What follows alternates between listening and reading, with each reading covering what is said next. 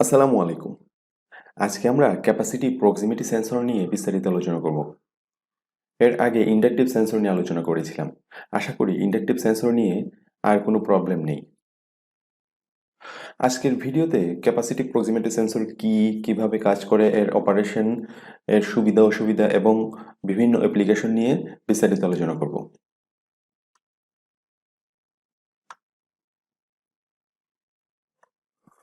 Capacitive proximity সেন্সরের সামনে দিয়ে কোনো অবজেক্ট যখন পাস করে তখন আসলে এই সেন্সরের ক্যাপাসিটেন্সের পরিবর্তন ঘটে। ক্যাপাসিটিভ প্রক্সিমিটি সেন্সর এই পরিবর্তনটা ডিটেক্ট করতে পারে। এই ক্যাপাসিটেন্সের পরিবর্তন কিসের উপর নির্ভর করে? এটি নির্ভর করে সেন্সর থেকে অবজেক্ট কত দূরত্বে ডিটেক্ট করে এবং অবজেক্টের সাইজের উপর। ক্যাপাসিটিভ প্রক্সিমিটি সেন্সর একটি নর্মাল ক্যাপাসিটরের মতোই আচরণ করে। এর ভেতরে আসলে দুটি প্লেট থাকে। এই দুই প্লেটের মধ্যবর্তী স্থানের ক্যাপাসিটেন্সের মান আসলে পরিমাপ করা হয়। একটি প্লেটকে আমরা অবজেক্টের সাথে তুলনা করতে পারি এবং অন্য প্লেটটি সেন্সর হেড সারফেসের সাথে তুলনা করতে পারি। সেন্সর এই দুই পোলের মধ্যবর্তী স্থানের ক্যাপাসিটেন্সের মানের পরিবর্তন ডিটেক্ট করতে পারে। সেন্সরের ইন্টারনাল প্লেট এবং অবজেক্টের মধ্যবর্তী যে এয়ার গ্যাপ থাকে তা আসলে ডাইইলেকট্রিক ম্যাটেরিয়াল হিসেবে কাজ করে। এখন আমরা ক্যাপাসিটি প্রক্সিমিটি সেন্সরের অপারেশন দেখে নেব। ক্যাপাসিটি প্রক্সিমিটি সেন্সরের ভেতরে সামনের দিকে একটি অসিলেটর ইউনিট থাকে। এই অসিলেটর হাই ফ্রিকোয়েন্সি জেনারেট করে। এতে দুটি প্লেট থাকে। এই অসিলেটর সেন্সর হেডের সামনে ইলেকট্রোস্ট্যাটিক ফিল্ড তৈরি করে। যখন কোনো অবজেক্ট সেন্সর হেডের সামনে আসে তখন আসলে ইলেকট্রোস্ট্যাটিক ফিল্ডে প্রবেশ করে, ফলে অসিলেটরের ভেতরে ক্যাপাসিটেন্সের পরিবর্তন ঘটে। অর্থাৎ বলা যায় অসিলেটর সার্কিট তখন অসিলেটিং শুরু করে এবং একটি নির্দিষ্ট অ্যামপ্লিচিউডে আসার পর সে আউটপুটে সিগন্যাল জেনারেট করে। অবজেক্ট সেন্সিং হেডের সামনে থেকে যদি আস্তে আস্তে দূরে সরে যায় তাহলে এই অ্যামপ্লিচিউড কমতে থাকে এবং আস্তে আস্তে আগের সিগন্যাল স্টেটে চলে যায়, অর্থাৎ সে তখন অবজেক্টটা ডিটেক্ট করে না, আউটপুটে সিগন্যাল জেনারেট করে না। ক্যাপাসিটিভ প্রক্সিমিটি সেন্সরের সেন্সিটিভিটি অ্যাডজাস্ট করা যায়। এখানে সেন্সরের গায়ে একটি পটেনশিওমিটার দেখা যাচ্ছে। এই পটেনশিওমিটারটি স্ক্রুড্রাইভার দিয়ে ঘুরিয়ে অ্যাডজাস্ট করে এর সেন্সিটিভিটি বাড়ানো কমানো যায়। সব ধরনের সেন্সরে এই পটেনশিওমিটার নাও থাকতে পারে। তখন আমরা আসলে কিভাবে সেন্সিটিভিটি অ্যাডজাস্ট করব? তখন সেন্সরকে ফিজিক্যালি মুভ করে, অর্থাৎ সামনে আপ ডাউন করে এর সেন্সিটিভিটি অ্যাডজাস্ট করে নিতে হবে। Sensing range. সেন্সিং রেঞ্জ হচ্ছে আসলে কত দূরত্বে সেন্সর অবজেক্ট ডিটেক্ট করতে পারে।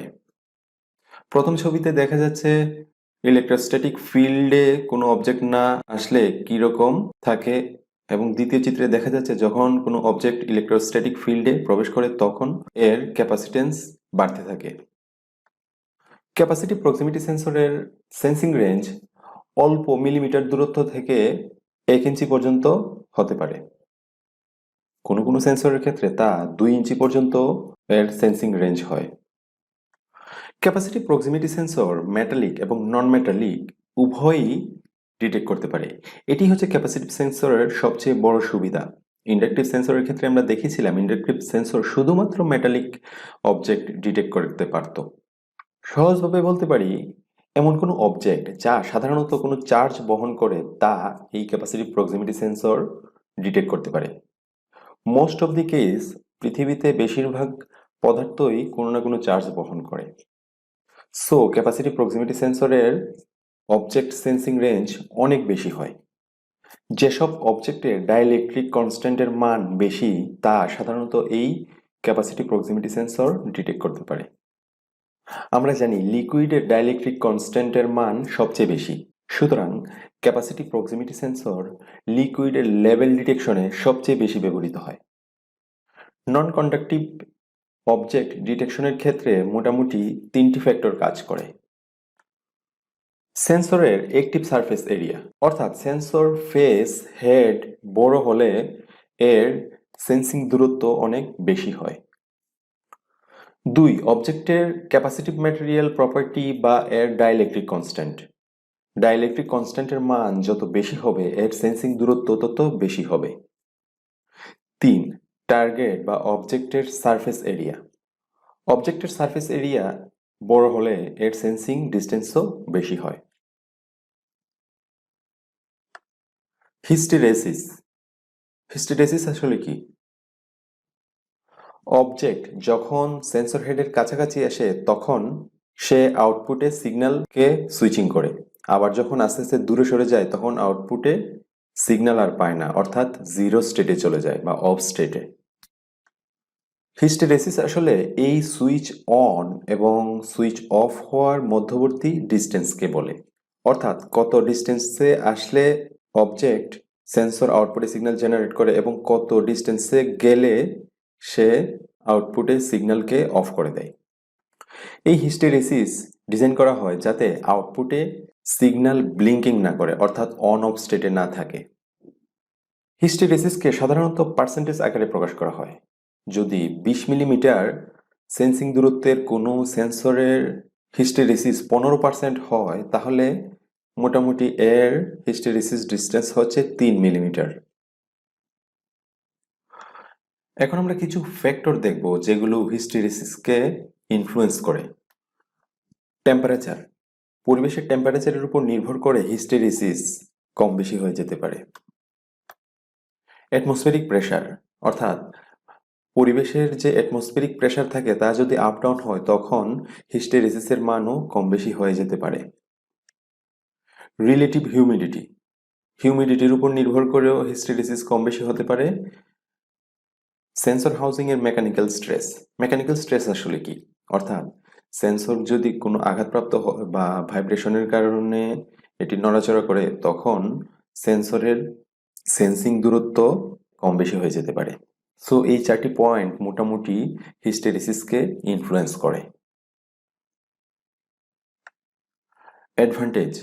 এতক্ষণ আমরা ক্যাপাসিটিভ সেন্সর নিয়ে আলোচনা করলাম, এর অ্যাডভান্টেজগুলো এখন দেখে নেব। অবশ্যই এটি কন্ট্যাক্টলেস ডিটেকশন দেয়, অর্থাৎ অবজেক্টকে সে টাচ না করেই ডিটেক্ট করতে পারে। এটি বিভিন্ন রকম অবজেক্ট ডিটেক্ট করতে পারে, মেটালিক এবং নন মেটালিক উভয়ই, যেসব পদার্থ সাধারণত কোনো চার্জ বহন করে। ইন্ডাস্ট্রিতে এটি সবচেয়ে বেশি ব্যবহৃত হয়। যারা আপনারা ইন্ডাস্ট্রিতে কাজ করছেন তারা এটি অবশ্যই জানেন। সেন্সরের গায়ে পটেনশিওমিটার থাকে যা আমরা একটু আগে দেখেছি। এই পটেনশিওমিটার অ্যাডজাস্ট করে সেন্সিং ডিস্টেন্স অ্যাডজাস্ট করে দেওয়া যায় ইচ্ছা মতো। এর অসুবিধাগুলো আসলে কি কি? অবশ্যই এটি দামি, যেহেতু অনেক রকম অবজেক্ট সে ডিটেক্ট করতে পারে। মার্কেটে এটি খুব কম ভেরিয়েন্টে পাওয়া যায়, কিন্তু ইন্ডাকটিভ প্রক্সিমিটি সেন্সরের ক্ষেত্রে আমরা দেখেছিলাম বিভিন্ন রকম ইন্ডাকটিভ সেন্সর বাজারে পাওয়া যায়।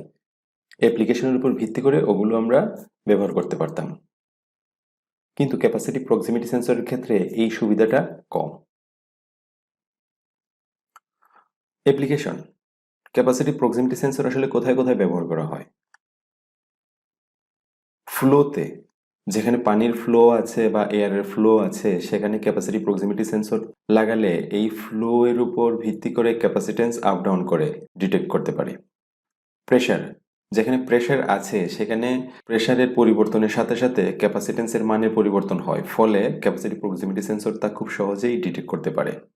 সো পাইপলাইনে যেখানে প্রেসার আছে সেখানে আমরা এটি ব্যবহার করতে পারি। Liquid level.